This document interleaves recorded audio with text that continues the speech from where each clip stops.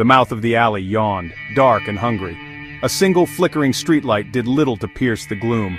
It felt colder here, always a few degrees colder, as if the sun's warmth dared not touch this place. He hesitated, then pushed through, the stench of stale beer and something else, something rotten, assaulting his nose. He knew this alley like the back of his hand. A shortcut, his father had called it. Saved 5 minutes, maybe 10. He'd been taking it since he was a kid, cutting through on his way home from school, later from work.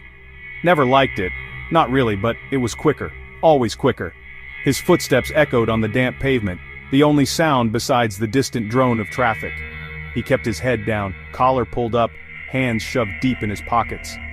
Just another face in the city trying to get home, trying not to be noticed. A shiver ran down his spine.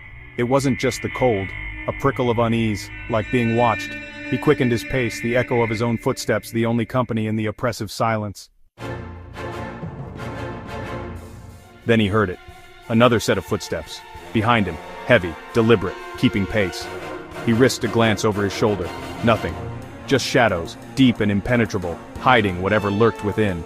The footsteps continued, steady, measured, echoing his own. He stopped. The footsteps stopped.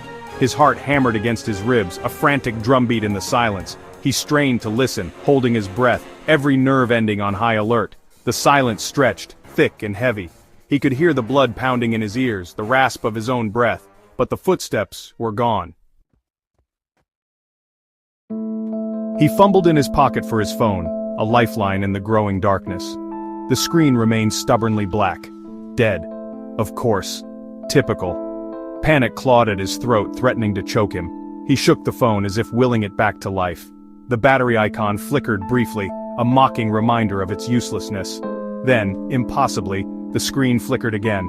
This time, a message glowed, stark white against the black. A single line of text, from an unknown number. His blood ran cold.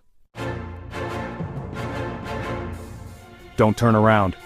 The words hung in the air, heavy with unspoken menace. He stared at the message, his mind reeling, searching for an explanation. A prank? A wrong number? But who would send a message like that, and how did they know? He could feel it now, a presence behind him, close enough to touch. His breath hitched in his chest, a strangled gasp escaping his lips. He didn't need to turn around to know he wasn't alone. Then, soft and low, barely audible above the pounding of his own heart, he heard it, breathing, right behind him.